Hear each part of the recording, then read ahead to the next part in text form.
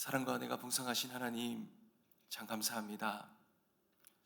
우리의 의지보다도 우리에게 새로운 호흡을 허락하시고 우리를 향한 주님의 그 선한 그 뜻을 우리에게 허락하여 주셔서 너무 감사합니다. 하나님, 우리에게 주신 이 하루, 이 생명, 주님의 뜻을 이루며 살아가는 하나님의 백성들 되게 하여 주시옵소서. 아버지 하나님, 우리가 무거운 짐을 가지고 또한 내일에 대한 염려를 가지고 주님 앞에 나왔습니다. 이 모든 것 다 십자가에 내려놓게 하옵소서. 우리의 마음을 주님의 평안으로 채워주시고 메마른 저희의 영혼 위에 말씀의 담비를 내리셔서 오늘 하루도 내 힘으로 힘겹게 살아가는 삶이 아니라 하늘로부터 부어지는 그 새 힘으로 넉넉히 살아가는 은혜의 날이 되게 하여 주시옵소서. 아버지 하나님, 오늘 우리의 첫 고백이 주님을 향한 고백이 되어지게 하시고 우리의 시선이 주님의 영광을 바라보게 하여 주시옵소서. 오늘도 귀한 마음을 담아 드린 이 예물의 손길 위에 하나님이 반드시 기억하시고 그 믿음을 받으시고 삶의 놀라운 감사와 기도의 응답을 허락해 주실 줄 믿습니다. 주님, 역사하여 주시옵소서. 감사드리며 살아계신 예수님의 이름으로 기도드립니다. 아멘. 하나님께서 우리에게 주시는 말씀입니다. 느헤미야 11장 1절에서 36절까지 말씀인데요, 1절에서 3절까지만 함께 봉독하겠습니다. 느헤미야 11장 1절에서 3절 말씀입니다. 한 절씩 교독하겠습니다. 제가 먼저 읽겠습니다. 백성들의 지도자들은 예루살렘에 거주하였고 그 남은 백성은 제비 뽑아 10분의 1은 거룩한 성 예루살렘에서 거주하게 하고 그 10분의 9는 다른 성읍에 거주하게 하였으며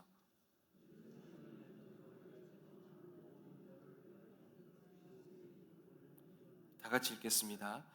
이스라엘과 제사장들과 레위 사람들과 느티미 사람들과 솔로몬의 신하들의 자손은 유다 여러 성읍에서 각각 자기 성읍, 자기 기업에 거주하였느니라. 예루살렘에 거주한 그 지방의 지도자들은 이러하니. 아멘. 사랑하는 성도 여러분, 성벽이 다 재건이 되고요, 그리고 이 이스라엘 백성들 안에는 영적인 대각성이 일어났습니다.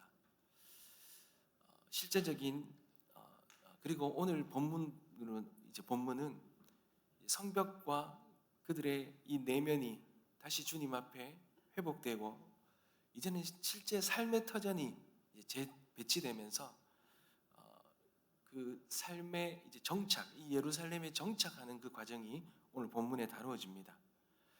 여러분, 당시 예루살렘 성벽은 완성되었습니다. 근데 문제가 하나 있었어요. 그 예루살렘 안에 거주하는 거주민이 턱없이 부족했던 것입니다. 여러 가지 어려움이 있었어요. 방어가 취약하고 경제가 먹고 살기가 쉽지 않았어요. 그 땅이. 그러다 보니 거기에 거주할 수 있는 사람이 부족해서 오늘 본문에 보면 하나님께서 그 땅에 거주하는 방법을 세 가지를 사용하십니다. 첫 번째가 스스로 솔선수범하여서 그곳에 머물려고 하는 그런 백성의 지도자들을 하나님께서 세우시고, 두 번째는 제비를 뽑습니다. 백성들의 10분의 1을 제비 뽑아서 뽑힌 자들이 그곳에 강제로 이주됩니다. 그리고 마지막으로는 스스로 예루살렘에 거주하기를 선택하는 그런 자들이 나옵니다. 그리고는 3절 이하에부터 36절까지는 예루살렘과 유다 각 지방에 거주하는 그런 제사장들, 레위인들, 성전 문지기, 그리고 일반 백성의 명단을 상세하게 기록하고 있는 것이 느헤미야 11장입니다. 여러분, 여기에서 오늘 이 말씀에서 우리가 붙들어야 되는, 묵상하게 되는 한 가지 메시지가 있습니다. 여러분, 그 메시지는 바로 하나님 나라를 위하여서 거룩한 불편함을 감수한 사람들을 오늘 본문을 통해서 보게 됩니다. 여러분, 당시 성벽은요 완공되었습니다. 문짝도 달리고 이 빗장도 걸었습니다. 겉보기에는 이제 예루살렘은 난공불락의 요새처럼 보입니다. 그런데 여러분, 막상 성문 안으로 들어가 보니 이 도시가 텅 비어 있는 겁니다. 그러니 당시에 예루살렘에 산다라는 말은 특권이 아니라 어떻게 보면 기피의 대상이었어요. 왜 예루살렘의 사람들이 살기를 꺼려했겠습니까? 예루살렘은 적들의 공격 목표 1호였습니다. 모든 적들이 이 예루살렘을 이제 점령하려고 하겠지요. 그리고 두 번째는 그 예루살렘 안에는 농사 지을 땅이 부족합니다. 다른 말로 말하면 먹고 살기가 힘들다는 것입니다.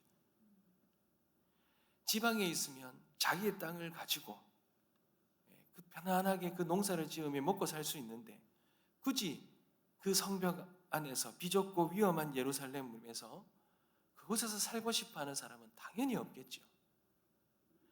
그러니 경제적으로나 안보적으로나 또 개인의 여러 가지 삶의 편익을 위해서는 누구나 살고 싶은 곳이 아니라 누구나 기피하고 싶은, 희생해야 하는 그런 도시가 바로 예루살렘이었던 것입니다. 근데 하나님은 그 공간을 채울 사람을 찾으십니다.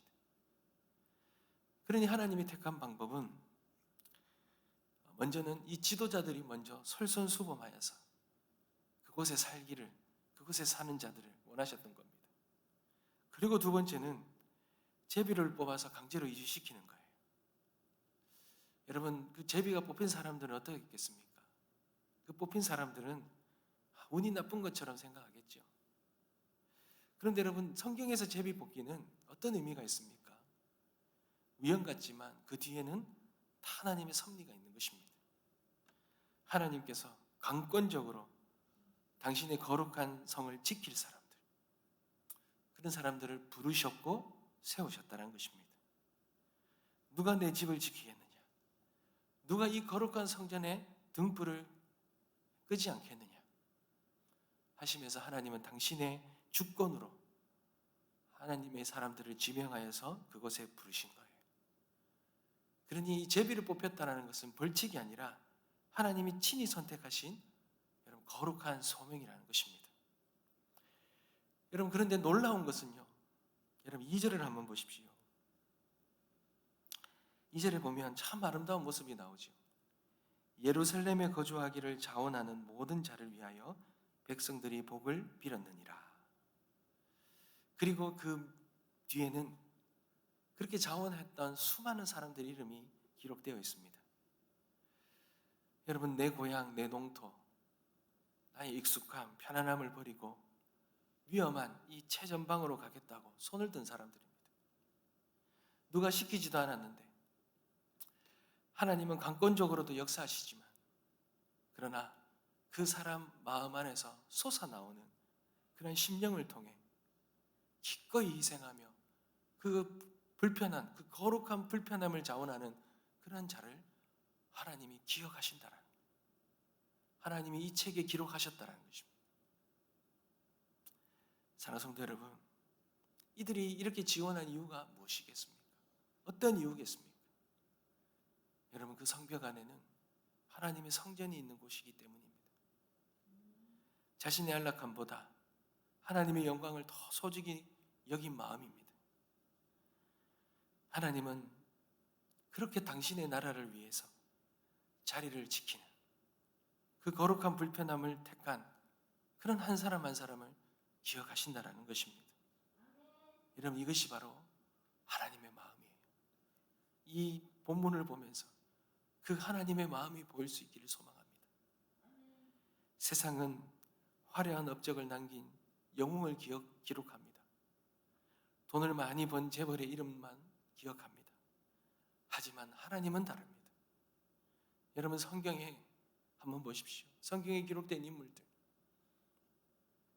아무도 살고 싶어 하지 않는 그 삭막한 예루살렘에 매일 밤 적들의 위협 속에 보초를 서야 했던 그곳에 그 고단한 자리를 묵묵히 지켜낸 사람들의 이름을 하나하나 부르고 계시는 거예요. 이 수많은 명단, 하나님 나라를 위해 자신의 삶을 드린 자들을 향한 하나님의 감사패이고 명예의 전당이라는 것. 그렇게 하나님이 귀하고 거룩하게 기록해 두시며 기억하신다는 것. 사랑하는 성도 여러분, 반드시 이 말씀을 붙드시길 소망합니다. 사랑하는 성도 여러분, 우리에게 있어서 척박한 예루살렘은 무엇입니까? 바로 그 거룩한 우리를 향하여 부르신 사명의 자리 아니겠습니까? 때로는 신앙을 지키며 사는 것이 예루살렘에서 사는 것처럼 불편하게 느껴질 때가 참 많습니다. 남들은 다 편하게 즐기면서 사는데 나만 주일 성수하고 주일을 지키는 것도 참 힘겹고 봉사하느라 그렇게 섬기느라 힘들고 이 땅에 성공하기도 힘든데 정직하게 사는 것 늘 손해보는 것 같아서 억울할 때가 참 많지 않습니까? 그렇게 살아간다 하더라도 아무도 알아주지 않는 것 같이 외로울 때가 있지 않습니까? 하지만 여러분 기억하십시오. 하나님은 이 텅 빈 예루살렘을 지키기 위해 짐을 쌌던 그리고 고향을 등지고 그렇게 예루살렘을 향했던 수많은 성도들을 하나님은 잊지 않고 계신다는 거예요. 그 이름이 영원히 기록된다는 거예요. 하나님은 지금도 우리를 부르시고 우리를 주목하고 계십니다. 우리의 삶에서, 우리의 가정에서, 우리의 일터에서, 우리의 공동체에서 우리에게 부르신 그 거룩한 불편함. 사랑하는 성도 여러분, 먼 훗날 천국에서 여러분의 그 모든 이름들을 부르시면서 그것을 지켜준 것에 고맙다 하시며 하나님께서 기뻐하실 것을 바라보시길 소망합니다. 내가 해야 할 일, 상황을 계산하며 도망가는 것이 아니라 하나님이 나를 심으신 그곳, 비록 화려하지 않고 조금은 고단할지라도 그 자리가 하나님이 원하시는 부르신 자리라면 묵묵히 그것을 지켜나가는 은혜가 있기를 간절히 소망합니다. 여러분, 저는 오늘 1절과 2절을 묵상하는데 갑자기 그런 생각, 마음을 주시더라고요. 여러분, 천국에는 어떤 자들로 가득하겠습니까? 천국에 가면요, 이 자원하여서 그 불편함을 선택했던 자들.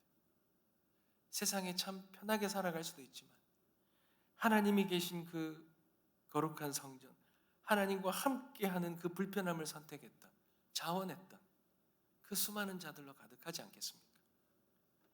그곳에는요, 마치 제비 뽑힌 사람처럼 내가 왜 이 천국에 와 있는지 도저히 상상할 수, 여러분 천국에는요, 내가 당연히 와야 된다, 난 천국에 당연히 와야 된다라고 하는 사람은 한 사람도 없을 것입니다.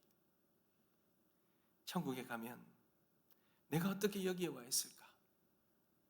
하나님의 선택, 이 제비 뽑혀 거주하는 것처럼 하나님 앞에 선택되어서 이 땅에서 정말 상상할 수 없는 그런 부르심 가운데 그곳에 거하는 사람도 얼마나 많겠습니까?